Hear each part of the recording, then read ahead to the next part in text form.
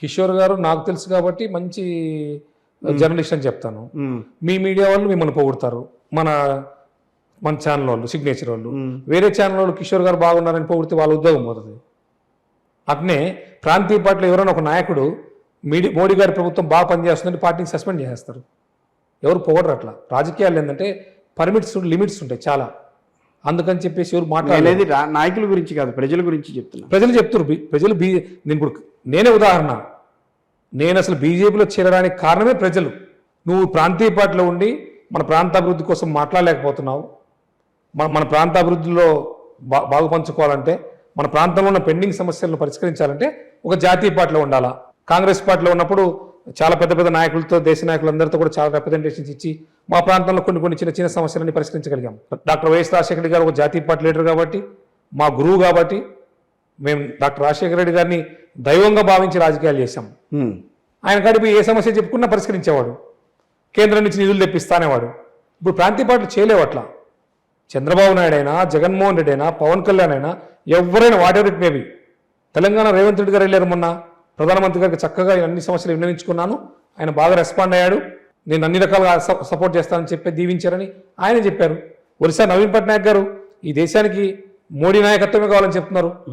India కూటమి ఉంది, వీళ్ళందరూ మేము నచ్చకపోతే ఇండియా కూటమి చేరొచ్చు, అందరూ పోయి చేరలేదు. ఎవరు ఎందుకు చేరలేదు? వద్దన్నారు అక్కడ ప్రజలు.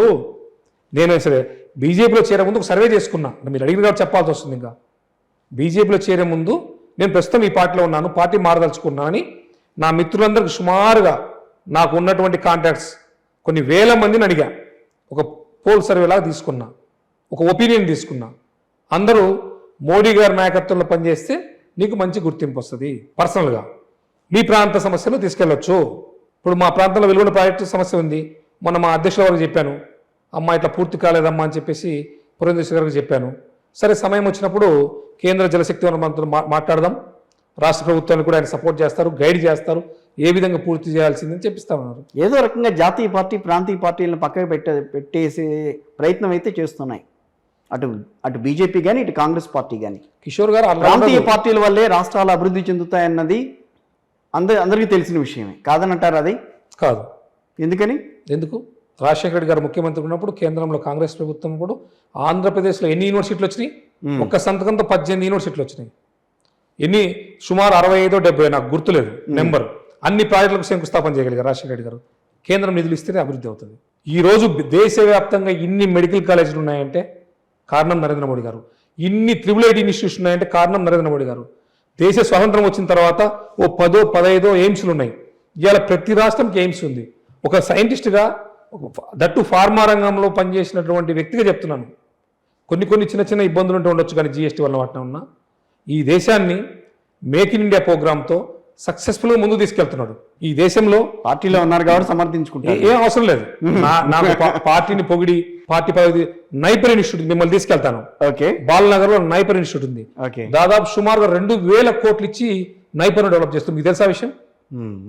మన హైదరాబాద్ నడిపోతున్న బాలనగర్ లో కూకట్పల్లి వై జంక్షన్ కి just metro station, doctor B R Ambedkar metro station, Kukatpally Y junction కి జస్ట్ వాకబుల్ డిస్టెన్స్ లో ఉన్న నైపర్ ఓల్డ్ ఐడిపిఎల్ ని దాదాపు సుమారు ఒక 50 ఎకరాలు 100 ఎకరాలు కేటాయించి సుమారుగా 2000 కోట్ల రూపాయలు ఇచ్చి science and technology pharma develop చేస్తారు నేషనల్ ఇన్స్టిట్యూట్.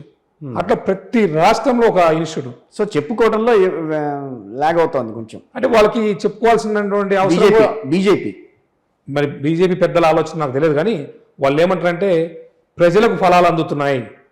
ఈ దేశంలో 2 రూపాయల కిలో బియ్యం ఇచ్చిన 5 రూపాయల కిలో బియ్యం ఇచ్చిన దేవుడు ఉన్నారు. మరి ఉచితంగా బియ్యం ఇస్తున్నారు. ఈ నరేంద్ర మోడీని ఏమనాలి? హాస్పిటల్స్ ఎంత డెవలప్ అయినాయి కరోనా టైంలో. ఈ దేశంలో కరోనాను ఎంత సమర్థవంతంగా హ్యాండిల్ చేయగలిగాడు. అందరికీ తెలియనిది ఏంటంటే ఏదో మోడీలే అనుకుంటున్నారు, కానీ మన ఇంట్లో 4 ఉంటాం. ఉదయం ఉప్మా చేసుకుందామా దోశ చేసుకుందామా అంటే 2 ఉప్మాకి 2 దోశకి ఓటేస్తారు. ఇంకో పిల్లలు నాకు పూరి కావాలంటారు. అలాంటిది ఈ దేశాన్ని ఒకే తాటిపై నడపగలుగుతున్నటువంటి వ్యక్తి నరేంద్ర మోడీ గారు. దానికి ఉదాహరణ కరోనా టైంలో ఆయన పల్లెం గంట కొట్టమంటే గంట కొట్టారు. అంత భక్తి దేశం ఆయన మీద. జాతీయ పార్టీలోకి వచ్చారు మీరు, మీ ప్రాంతానికి సంబంధించి స్టిక్ అవుతారా? జాతీయ రాజకీయాల్లో కూడా వెళ్ళాలన్న, అంటే జాతీయ అంటే రాష్ట్ర రాజకీయాల్లో కూడా గట్టిగా వెళ్ళాలన్న ఆలోచన ఉంది నాకు. మా మార్కాపురం ప్రాంత అభివృద్ధే ముఖ్యం. నేను ఎందుకంటే అన్ని పార్టీలను దగ్గర నుంచి చూశాను. నాకు అన్ని పార్టీలో మంచి మిత్రులు ఉన్నారు. అన్ని రాజకీయ పార్టీలలో, అన్ని ఛానల్స్లలో ఇన్ని తిరిగారు కాబట్టి మిత్రులు అయితే ఎక్కువగానే ఉంటారు. అందరితో సత్సంబంధాలు పెట్టుకుంటా. ఓకే. ఏ రాజకీయ పార్టీ నాయకుడైనా మార్కాపురం ఏరియాలో వెళ్తున్నప్పుడు నాకు ఫోన్ చేస్తారన్నా మీ ఊరు వచ్చామని అడుగుతారు. నేను ఉన్నానంటే ఇంటికి వచ్చి మాట్లాడిపోతారు. హైదరాబాద్ వస్తానా, హైదరాబాద్లో ఉన్నాం.